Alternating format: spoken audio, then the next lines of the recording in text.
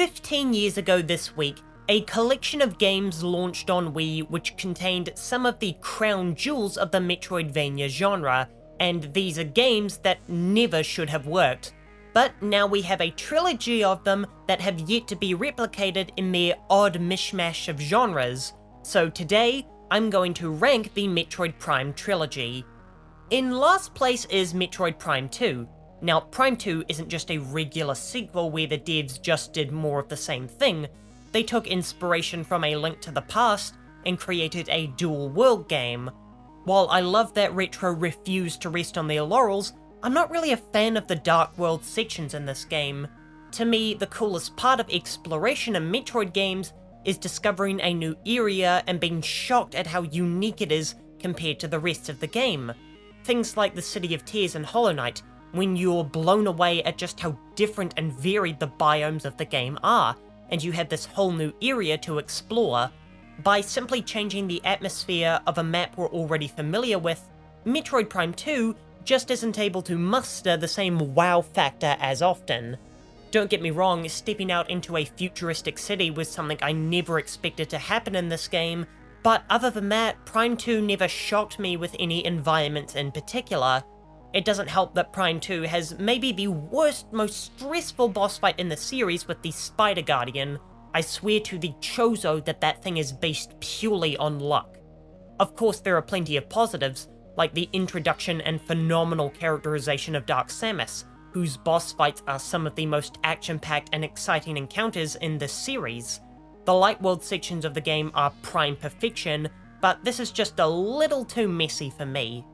Next is Prime 3 Corruption, which is a game that did something I thought impossible. It was a Metroid game with a good story and phenomenal world building.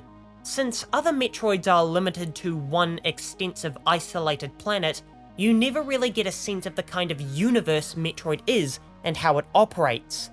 Prime 3 takes us on a journey across the Federation and introduces a whole slew of new fascinating characters that we sadly kill off. Showing us places like the Space Pirate homeworld was amazing. Getting to explore all these legendary places was great, and this game truly made Metroid feel like a space epic. Though some might argue that exploring the universe is a betrayal of what Metroid is meant to be. It's supposed to simulate the Ridley Scott Alien movies. Hell, the main villain is a direct homage to him.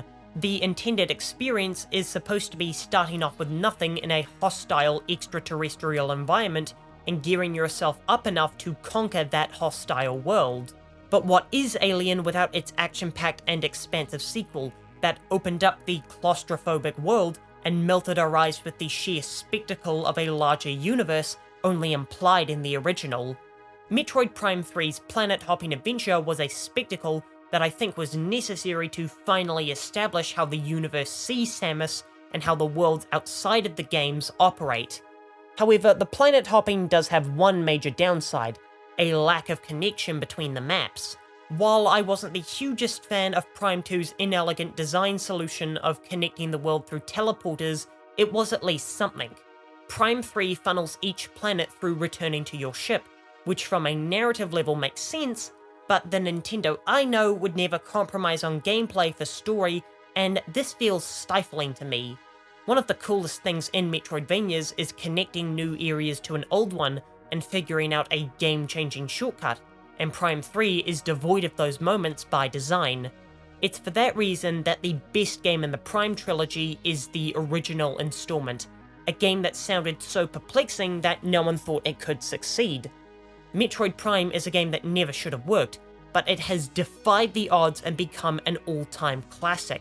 The immersion that the new perspective brings is unrivaled, and when combined with the perfect atmosphere the game creates, it takes the world to new heights.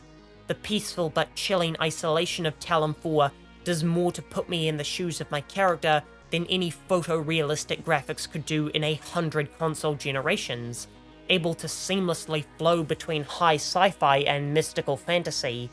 The map itself is spectacular. As the only traditional 3D Metroid map, it feels like a true translation of the games that came before it, while Prime would later go on to forge an identity of its own with unique map gimmicks.